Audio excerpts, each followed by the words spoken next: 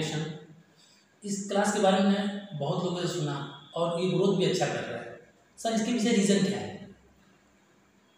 देखिए, सबसे बड़ी बात तो ये है कि ग्रोथ किसी चीज़ की तभी होती है जब उसके पीछे का जो मकसद है वो सही तरीके से डिलीवर हो।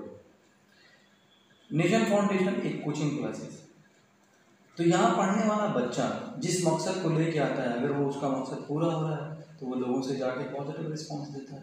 सर हाल ही में आपने एक प्री फाउंडेशन कोर्स स्टार्ट किया है, इसके बारे में थोड़ा समझा देंगे? हाँ, फाउंडेशन और प्री फाउंडेशन दोनों मैंने शुरू किया है। जी सर। फाउंडेशन मेनली हम उस कोर्स को कहते हैं जो 10th के बाद बच्चा ज्वाइन करता है जी। और बच्चा 11th ज्वाइन करता है, 11th-12 दोनों जो है मेरे यहाँ करता है जी। उसका सबसे बड़ा फ़ायदा ये है कि जो बच्चे मेडिकल और इंजीनियरिंग की तैयारी करना चाहते हैं, क्योंकि मेडिकल और इंजीनियरिंग की तैयारी में आपका 11th-12 का ही कोर्स होता है, तो बच्चा अगर स्कूल में पढ़ता है और अच्छे से अगर 11th-12 नहीं पढ़ा तो फिर जब वो तैयारी करने जाता है बाहर तो फिर से उसको 11th-12 पढ़ाया जाता है, तो वो इधर वीकनेस लेके जाता है और फिर आगे जाकर उसको फिर से उसको पढ़ना पड़ता है। बुनियाद कमजोर होती है। बुनियाद कमजोर है। देखिए, नाम भी फाउंडेशन है, फाउंडेशन का मतलब होता है बुनियाद। तो मेरे यहाँ जो प्री फाउंडेशन है वो आपकी क्लास 8th के बाद है, 9th-10th 2 साल का प्री फाउंडेशन है और फिर फाउंडेशन है।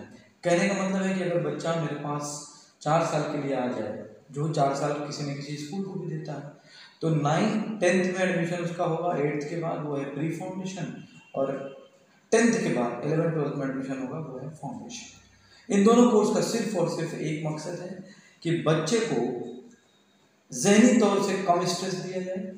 बच्चा स्कूल जाता है, वहाँ से भाग के आता है, पढ़ाई नहीं हो रही है सर, फिर मेरे यहाँ कोचिंग करने आता है, तो उससे उसका 2 नुकसान है। एक तो फिजिकली वो थक जाता है बहुत और उसके पास बर्डन बहुत है कि कोचिंग भी भागना है, थकान हो जाती है।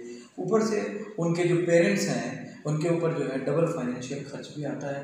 एक जैसे मान लीजिए कि स्कूल की फ़ीस देनी है, फिर मेरी भी फीस देनी है। मेरे इस कोर्स में सबसे बड़ा एडवांटेज ये है, फ़ायदा ये है कि मेरी कोचिंग ही माशाल्लाह बड़ी कोचिंग है, आप देख ही रहे हैं। मेरे पास उतना स्पेस है, मेरी कोचिंग ही उसका स्कूल होगा। वो आएगा सुबह जैसे स्कूल आता है मेरे यहाँ पढ़ेगा, उसका एडमिशन सब कुछ मैं देखूँगा और उसकी रेगुलर वही क्लासेस चलेंगी जैसे कोचिंग में चलती हैं। तो यहाँ से वो पढ़ के जाएगा, उसका फाइनल होगा।